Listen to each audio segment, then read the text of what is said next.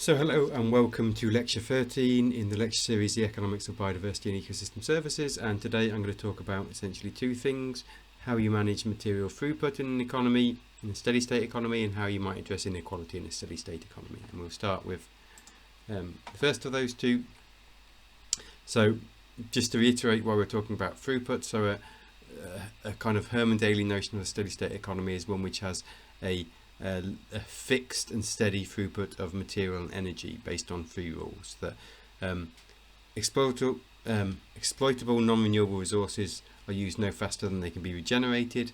Non-renewable resources are depleted at no faster than the rate at which a renewable substitute for that resource is kind of developed. So you can burn fossil fuels, but only at the same rate as your generating capacity to provide energy via solar panels or wind, for example. And you can emit waste no faster than they can be safely assimilated by the environment. So largely how you're limiting the throughput flowing into the economy, and you're limiting the pollutants going out to a rate at which they can be rendered harmless by the environment. And you should do all those three things while minimizing the energetic throughput within those kind of three rules. And I'm going to focus almost exclusively on material throughput, partly because it's slightly more tangible, but also because there's a strong relationship between how much material flows through your economy and the amount of energy used to transform those materials into goods and services which can be consumed by people. So the most obvious and kind of widely used approach to kind of limiting throughput largely focus on pollutants. So it focuses on this rendering harmless the outputs from economic activity is just outright prohibitions or bans. And we can think about things like CFCs, DDT, lead in petrol. Often they work best when there's already a substitute for the thing that you want to ban, and that's true for all of those three examples. So there were alternative pesticides. You could have unleaded petrol in cars, and you can use HCFCs instead of CFCs.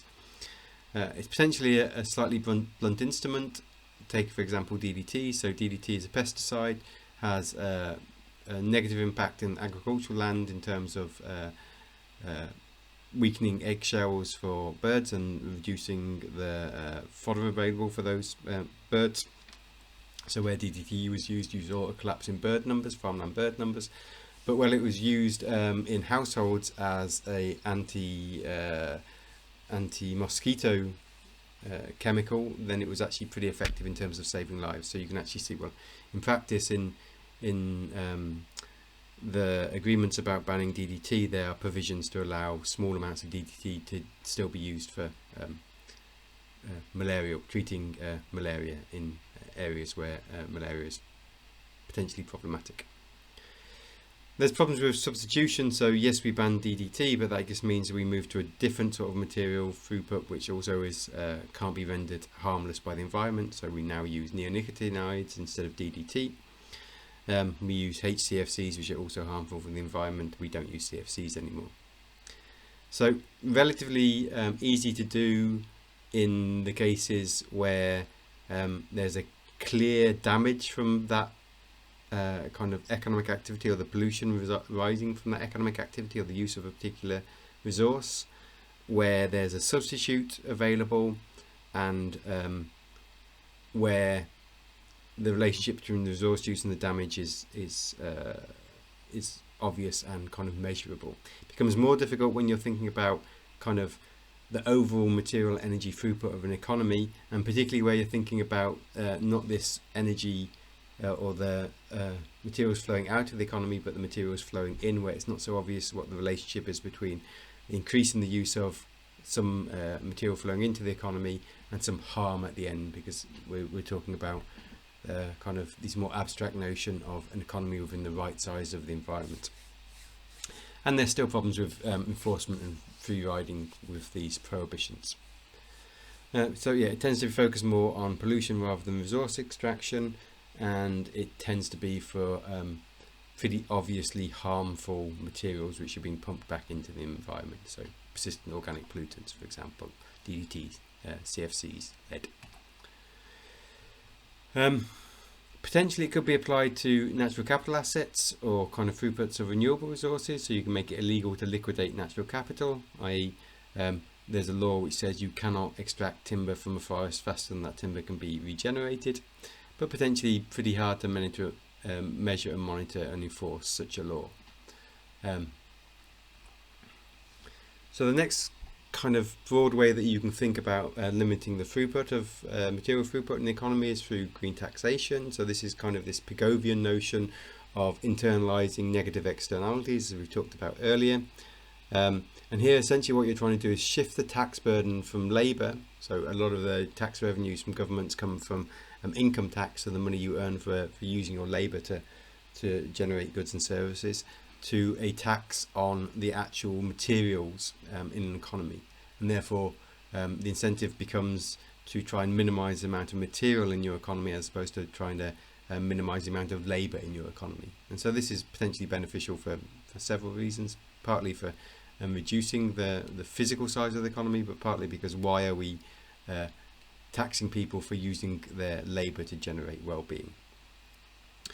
And essentially, one of the premises behind green taxation is that you're looking for this optimal level of production. So you're trying to internalize those external costs of material flowing into the economy in such a way that you actually have your marginal private cost of production equal to your marginal social cost of production. Therefore, you have a socially optimal level of production, and you have this price rationing function of the market.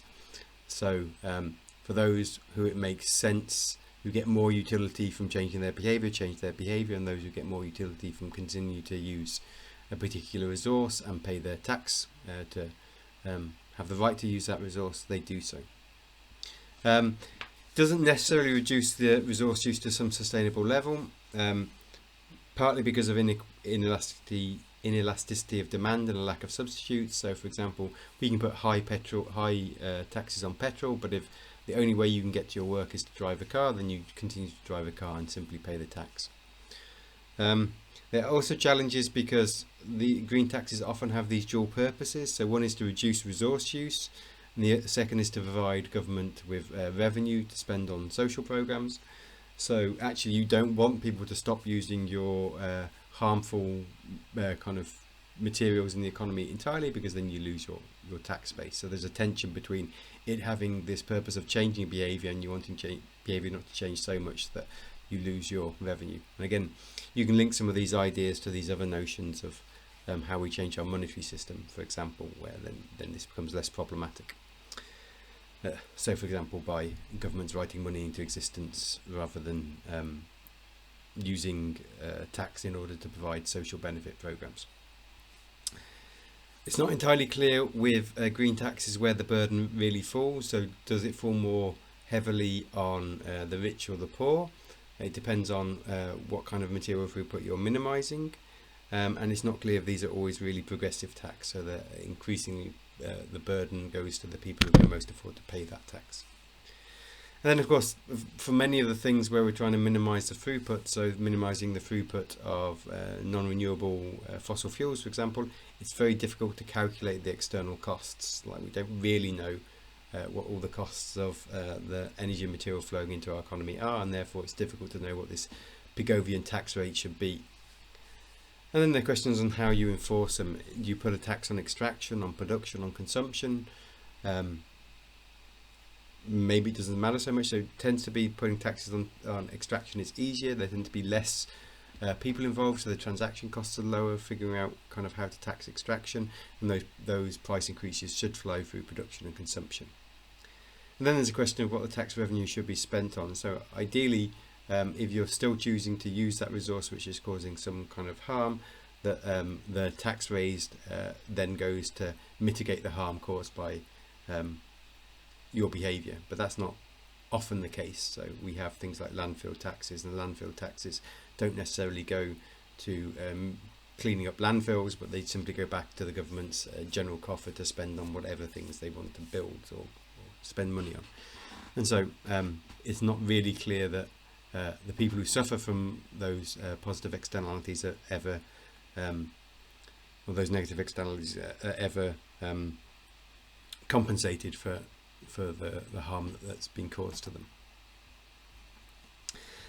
Then there is the kind of way that Herman Daly thinks about green taxation, and this is based on the work of John Isser, I think I'm saying that right, from the 1920s. And this is essentially an argument that non-renewables, and so he's talking about, again, this idea that non-renewables should only be used at the rate at which renewables can replace them. So the price of non-renewables should be equal to the cost of their nearest renewable substitute. So imagine that you're trying to stop petrol being used in your system, or limit the amount of petrol that's being used. And let's suppose that the nearest sustainable or renewable resource is kind of alcohol generated from sugarcane. So you make sugarcane, you turn it into ethanol, you use that to drive your cars. Then what tends to happen is that if you invest the kind of net revenues generated from petrol production into creating this new sustainable renewable capital source, so in this case sugarcane fields, then the price of alcohol rises hugely, because now you have to demand more land is converted to sugarcane, and that means that you have to bid away resources from using that land for food production to sugarcane production. So the solution would be to kind of price the kind of current petroleum at the price that of sugarcane energy is likely to be in the long run, so that you kind of start to have this substitution between the two. So the price of petrol increases as the price of alcohol increases, and that way you slow the rate of petrol use, and you have kind of increasing taxes on the remaining petrol use, so it becomes substituted for alcohol or some other renewable energy. And so basically the idea of Herman Daly here is that you can't really invest in non-renewables, because they're not a stock which leads to a continued flow of new benefits. You can think of non-renewable resources as essentially a depletable store of goods.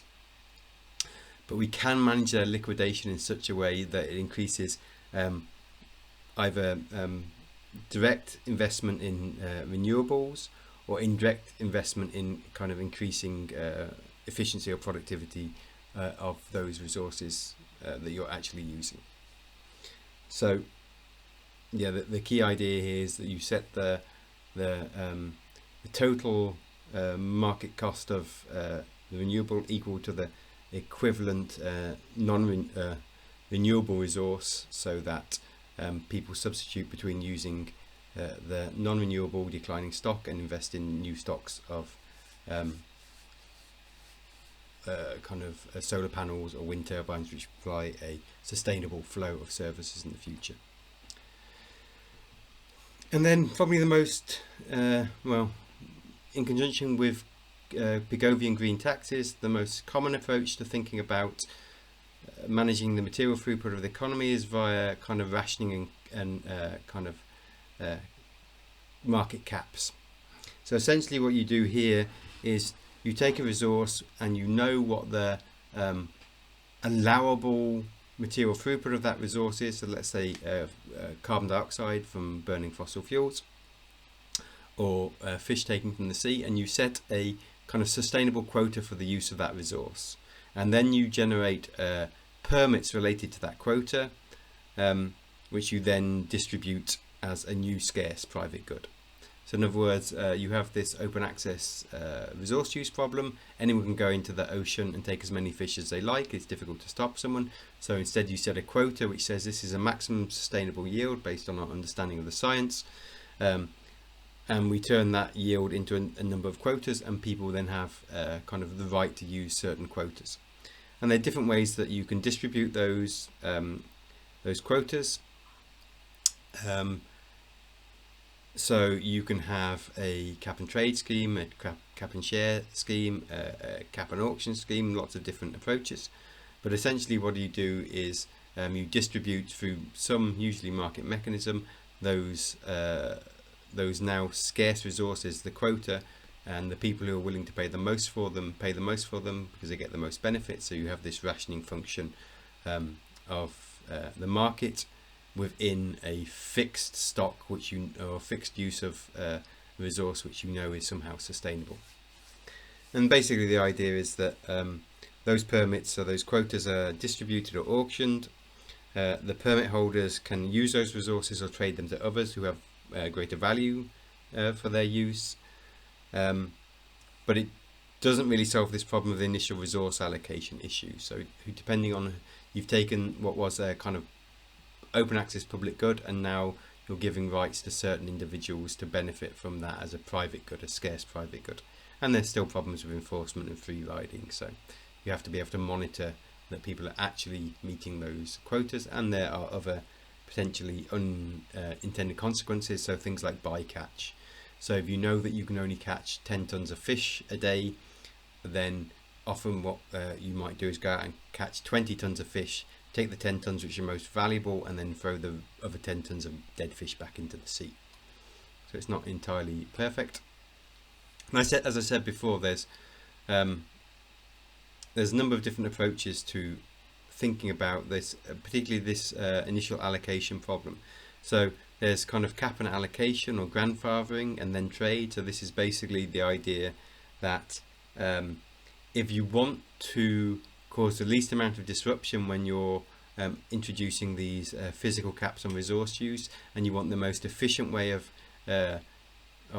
reducing that resource, then you probably want to distribute those resources to the big players who have kind of the most impact. So in other words, you have a carbon emission reduction scheme, and you give those rights to the most polluting companies because they're the ones who get the most benefits from them, and it's easiest for them to reduce their carbon emissions. And if they don't need those permits, so they can trade them to someone who needs them more. But it does mean that there's potentially inequality in terms of so if you're a company which has always been relatively green and used small amounts of fossil fuels in your company, you get less permits than a company which has historically been highly polluting. And of course, one of the ways that these cap and trade schemes work in general is the cap usually starts quite high, above some sustainable level, and each year you reduce the cap. So companies become more and more incentivized, because either the resource becomes more scarce and therefore the price becomes higher, so they look for better ways of conducting their business without using that material.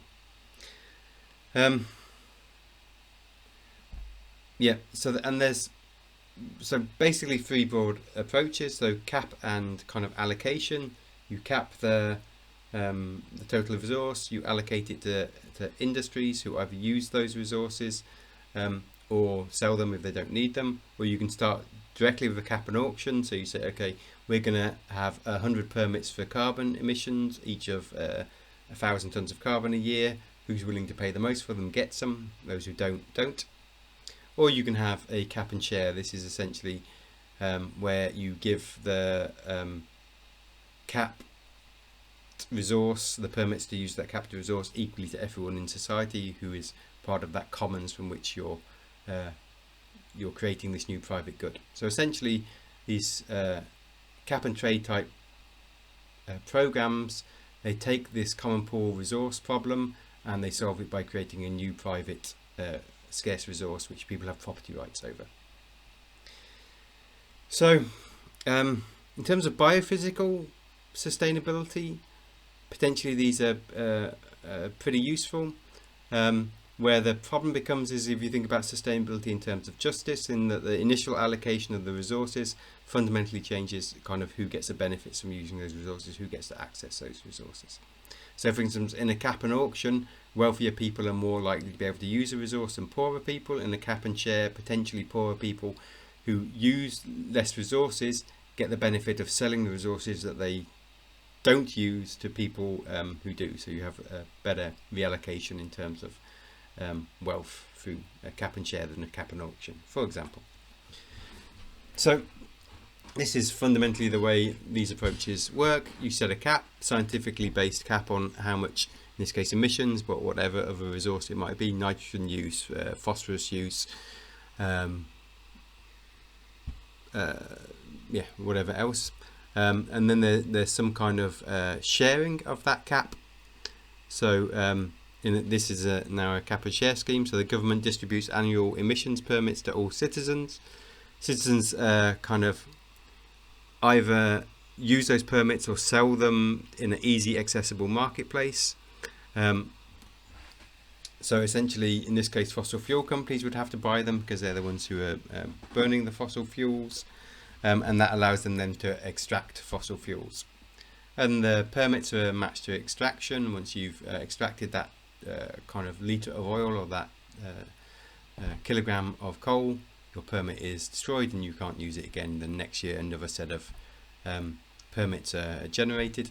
So in other words, in this particular example where it's based on extraction rather than use, then essentially there's like a dividend for all citizens based on an equal access to the atmosphere, if you like. So they each get, 10 tons of fossil fuels which they can sell, and they get money from that. And of course this adds to the cost of fossil fuel production. So if you're then burning a lot of fossil fuel, you don't actually see a net benefit. But if you're not using many fossil fuels in your kind of consumption patterns, then actually there's a net benefit for you to do that, because the cost of buying the permits flows through to the price of the goods and services which are created using those fossil fuels.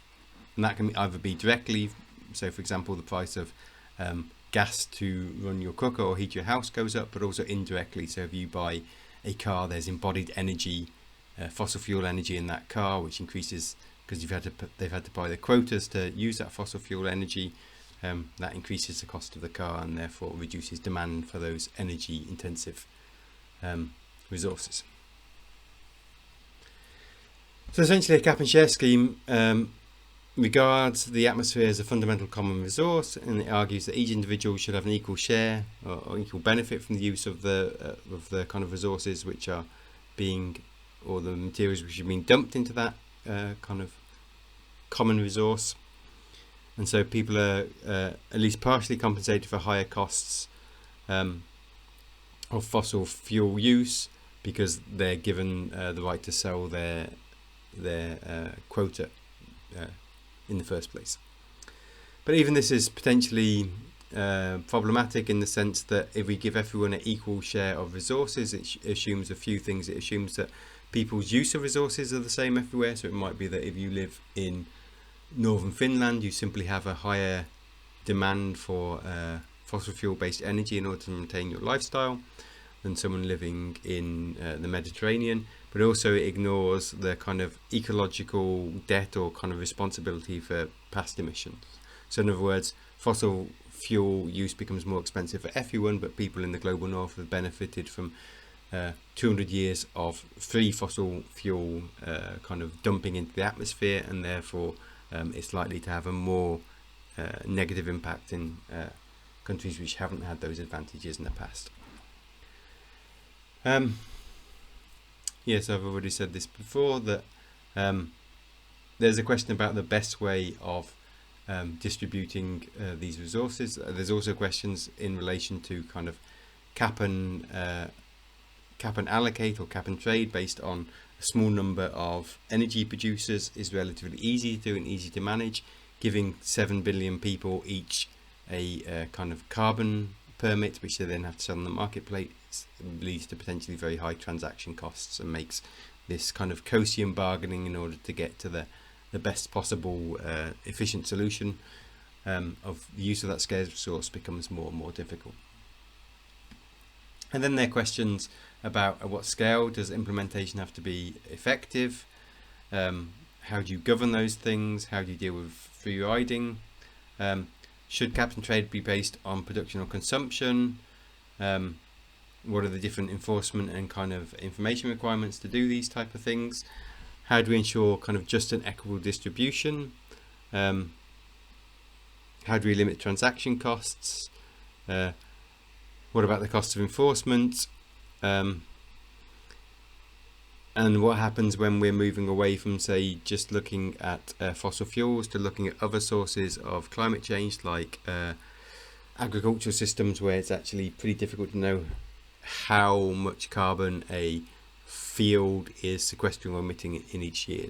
We have many more producers and many more potential buyers, and then the transaction costs increase. So by no means a simple solution to managing material throughput. So we'll talk more about this in the seminar, but just to give you a basic idea of these broad approaches. And there's another kind of set of approaches which I'm going to talk mainly about circular economy, but this is based on older ideas of things like industrial ecology, and it's essentially the idea that we should keep flows of energy materials in the economy and not let them let them flow out of the economy as waste. So in other words, currently we have a very linear kind of economic system where materials flow in one side, they're churned through the economy, and waste is spat out the other side. And the notion of a circular economy is essentially the idea that you should try and keep those materials flowing within the system as much as possible and not let them leak out as waste. So in other words, the output for one economic activity should be feeding in resources to another economic activity. And there's some kind of simple ideas from earlier notions like industrial ecology. So you have a factory which produces waste heat from its manufacturing, and you can use that waste heat to heat a greenhouse which grows tomatoes, for example. So the idea is not to set kind of physical caps on resource use, but to design economies in such a way that they don't require continual new flows of energy and materials flowing in, or continually spit out waste into the economy. I'm not going to talk about the sharing economy here, but I'm going to focus a bit more on kind of circular economy and kind of industrial ecology. So essentially reducing material throughput, but not necessarily input, so the economy can still grow. Tends to, at least the circular economy tends to ignore biological scale issues and energy throughput, by which I mean, so when people are talking about managing waste in a circular economy, they often don't acknowledge or don't deal very well with the fact that what might be a sustainable output of waste at a kind of global scale isn't sustainable at the local scale, in the sense that there are kind of ecological limits to how much of a particular type of waste can be rendered harmless by the environment. And there's also not as much thought in circular economy to managing energy throughput as opposed to material throughput. So if you have a circular economy which is continually trying to keep all the resources flowing within it rather than leaking out as waste, it requires energy to transform those resources again and again and again. So one of the basic ideas of the circular economy, or one of the inspirations of the circular economy, was ecosystems, where the assumption is that ecosystems are somehow super efficient, that there is no waste in an ecosystem. Everything which is kind of produced by one part of the ecosystem becomes food for another part of the ecosystem. And in fact, they even talk about this notion of kind of waste as food in the circular economy. But in fact, ecosystems are not particularly efficient in terms of their energy throughput. I mean, they function because there's huge amounts of energy from the sun coming in to kind of do that transformational change. They're actually pretty inefficient in the way they transform energy and matter. And so this is, again, going back to the kind of Giesecke-Rogan notion. This is potentially problematic because you're creating more and more entropy in the system, and less ultimate means to meet ultimate ends. So basically the circular economy is based on I think 2 or 3 kind of key principles. So that you should preserve and enhance natural capital by controlling the finite stocks and balancing renewable resource flows.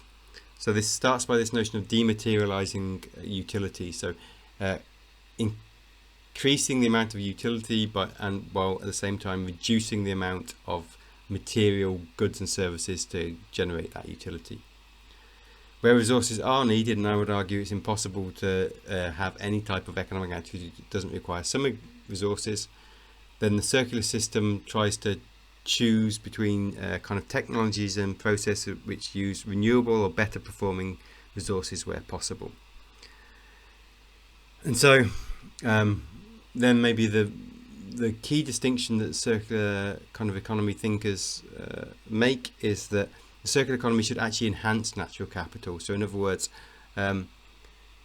it should be encouraging flows of nutrients within the system kind of which are regenerative. So for instance, not just that you're trying to minimize the waste, but the waste that you produce which comes out of the economy actually is in a form where it's useful for the ecology to kind of use. So if you're taking nitrogen out of the system, you put it back into the system as a kind of useful form of nitrogen for that particular system.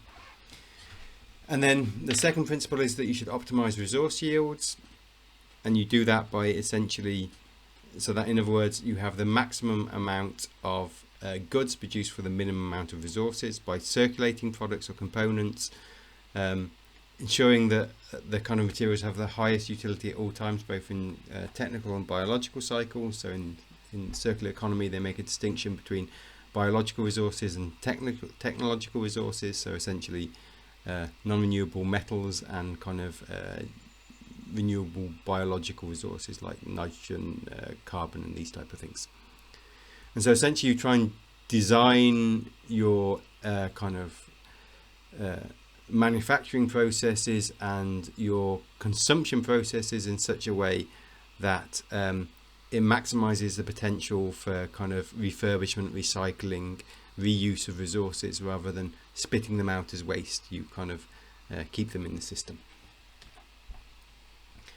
So circular systems use tighter inner loops which preserve more energy and other values such as embedded labor. So in other words, rather than throwing away your clothes once they aren't fashionable anymore, they can design in such a way that they can be stripped down and made into new clothes which are fashionable or something like that.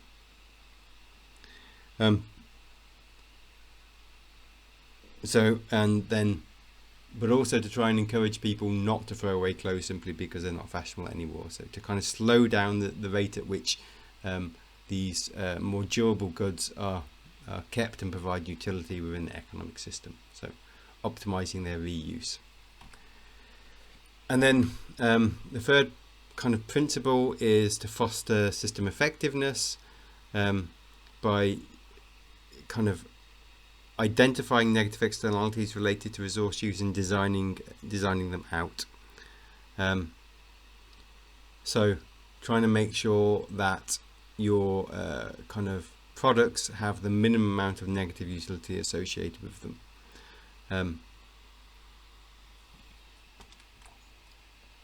So that's basically the notion of circular economy.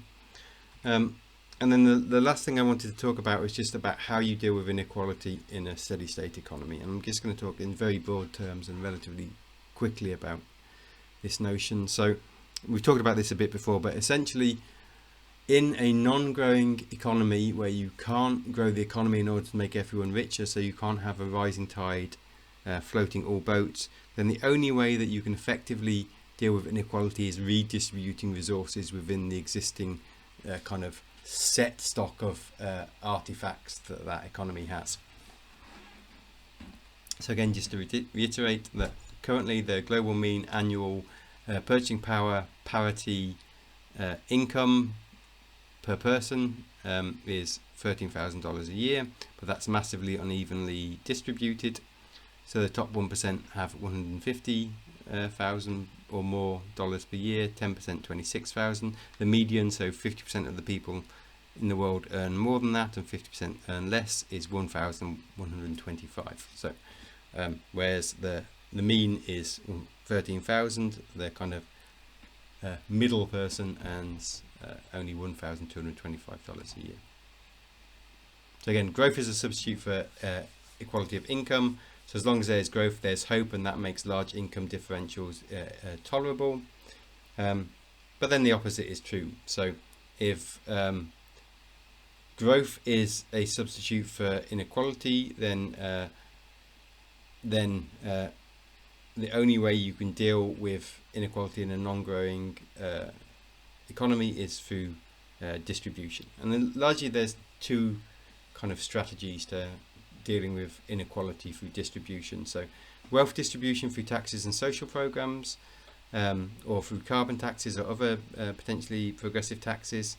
Easy to do in principle, but difficult because of invested interest, power, kind of threat of capital flights, and very easy to overturn such policies. But essentially the idea is you let those kind of unequal access to resources in the economy occur, and then you redistribute the kind of benefits through some kind of taxation scheme. And this is kind of the classical social democratic systems of Sweden or other Scandinavian Nordic countries, where you don't really interfere with the structure of the market, but you kind of tax people who earn more, so that that can be redistributed to people who earn less. The second sort of approach is policies that limit the income differentials before taxation, so there's less need for redistribution in the first place. And a nice example of this is post-Second World War Japan. So Japan was one of the most unequal countries in the world before the Second World War, and it was highly stratified. So you had these big kind of corporations that held a lot of power, and lots of highly wealthy people and lots of people living in poverty. And after the Second World War, when it was being occupied by the US government actually put into place laws and structures and policies which aim to break those kind of powerful, kind of dominant corporations, and somehow democratize and equalize society, so that you didn't require lots of wealth redistribution taxes, but rather you changed the structure of the economy in such a way that they didn't occur in the first place. You can think of this through things like basic incomes, whether you think about a basic income really as being a wealth distribution or changing the structure of the economy, is a sort of slightly chicken and egg thing, in the sense that it does allow people to choose how they work and things. So it might be not just a simple redistribution program, but maybe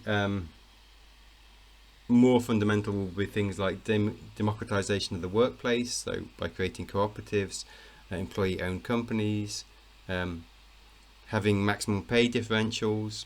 So again, I think I've talked about this example before. So 10th largest company in Spain, Mondragon, is a cooperative owned by its workers, and they have a 5-to-1 pay differential between the highest paid and the lowest paid person in the company.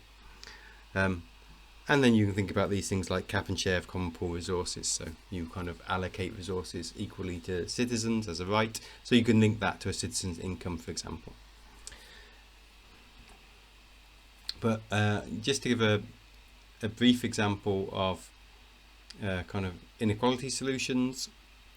So this is the example from Japan, post-war Japan. So General Douglas MacArthur, the kind of supreme commander of the Allied powers, he had this huge amount of power in kind of control of the Japanese politics and economy, and his top priority was to kind of dismember the Japanese empire and to promote democracy. So he kind of, this is a quote from him: "Blast apart the concentrations of wealth and power claimed by Japan's wartime elite, dismantle the structures through which they work their supposedly evil ways, and encourage the growth of new constituencies."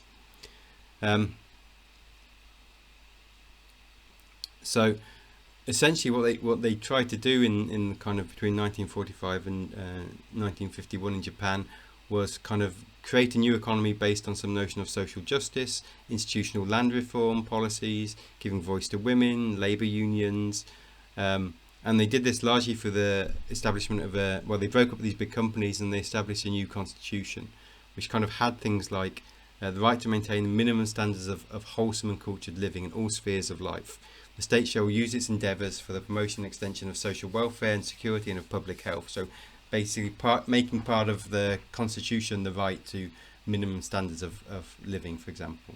And they did this through kind of 3 processes. So demilitarization, democratization, and decentralization of power. And particularly the democratization wasn't just making kind of a democratic government, but giving democratic voices to unions, for example, in decision makings of how firms behaved. And what I find interesting is that this had a dramatic impact on inequality in Japan. So in the post-war years, the Japanese economy boomed, but unlike many economies where you have economic booms, you have increased inequality. Actually, the inequality in Japan decreased rapidly, and it's still relatively, compared to other countries, egalitarian. But what I find is particularly interesting is that this is something that the American government imposed on Japan, part of the conditions of the kind of post-war settlements, and they didn't do any of these things themselves. So America did exactly the opposite. It kind of had increased militarization, increased lack of democracy in the workplace, and increased centralization of power among big corporate players. So a solution for them, but not for us. And I think, well, this is relatively short, but I guess it doesn't hurt to once have a short lecture. And as I say, we'll talk about some of these issues in more detail in the final seminar on the 2nd, I want to say, of July. So if you're interested in some of these issues, a couple of really nice papers here. So the Skeen paper is very critical about this notion of the circular economy. So it takes a very critical stance, but it has some nice points in it. Essentially, they argue that the whole premise of the circular economy is faulty. I wouldn't go that far, but I think it has its challenges. And the second paper by Blake Alcott is talking about the importance of resource caps and using other solutions to managing throughput of the economy being difficult, particularly because of notions like the rebound effect. So using efficiency as a solution to, or technology or affluence as a solution to minimizing material throughput in the economy doesn't really work, because it just lowers costs and increases demand on those resources. And then there's 2 other papers which I guess should have been in the reading last week, but they're here now. So another paper on universal basic income, and a paper about technological unemployment, which you might find interesting. And then maybe more relevant for this, so this is a paper by George Gallis on how to introduce physical caps to the economy in order to manage material throughput, but what's the best way of actually doing that. So the next lecture will not be a YouTube video. We'll do this in person on, I'm going to look in my diary because that will actually tell me the right date.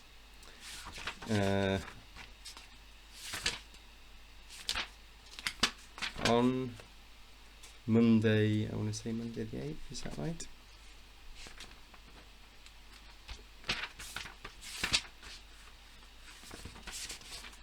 No, Monday the 1st of July. I want to say that, is that right? No, it can't be right.